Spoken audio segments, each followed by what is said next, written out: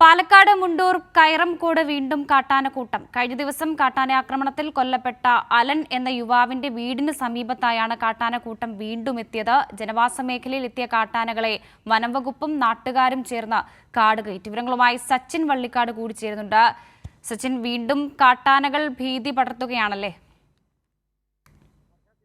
കഴിഞ്ഞ ദിവസം അലൻ കൊല്ലപ്പെട്ട തീർച്ചയായും കഴിഞ്ഞ ദിവസം അലൻ കൊല്ലപ്പെട്ട ആ മേഖലയിൽ തന്നെയാണ് ഇന്നും കാട്ടാനകൾ ഇറങ്ങിയിരിക്കുന്നത്. ഉച്ചക്ക് 12 മണിയോടെയാണ് പാലക്കാട് കയറൻകോട് കാട്ടാനകൾ ഇറങ്ങിയത്. തുടർന്ന് വനംവകുപ്പും അതുപോലെ തന്നെ നാട്ടുകാരും ചേർന്ന് കാട്ടാനക്കൂട്ടത്തെ കാട് കയറ്റുകയായിരുന്നു. നിലവിൽ ഈ പ്രദേശത്ത് കാട്ടാനകളുടെ ഭീഷണി കഴിഞ്ഞ കാലങ്ങളായി നിലനിൽക്കുന്നുണ്ട്. ആ മേഖലയിൽ തന്നെയാണ് ഉച്ചയോടുകൂടി കാട്ടാനകൾ ഇറങ്ങിയത്. അതിനുശേഷം വനംവകുപ്പും നാട്ടുകാരും ചേർന്ന് കൃത്യമായ ഇടപെടലിലൂടെ ആനകളെ കാട് കയറ്റിയിട്ടുണ്ട്. 3 ആനകളാണ് ഈ മേഖലയിൽ ഇറങ്ങിയത് എന്നാണ് വനംവകുപ്പ് അറിയിച്ചിട്ടുള്ളത്. അതിനാൽ തന്നെ നിലവിൽ ആനയെ കാട് കയറ്റിയതിനാൽ ജനങ്ങൾക്ക് യാതൊരുവിധ ഭീതിയും ആശങ്കയും ഉണ്ടാവേണ്ട സാഹചര്യമില്ല എന്ന കാര്യം കൂടെ വനംവകുപ്പ് വ്യക്തമാക്കിയിട്ടുണ്ട്.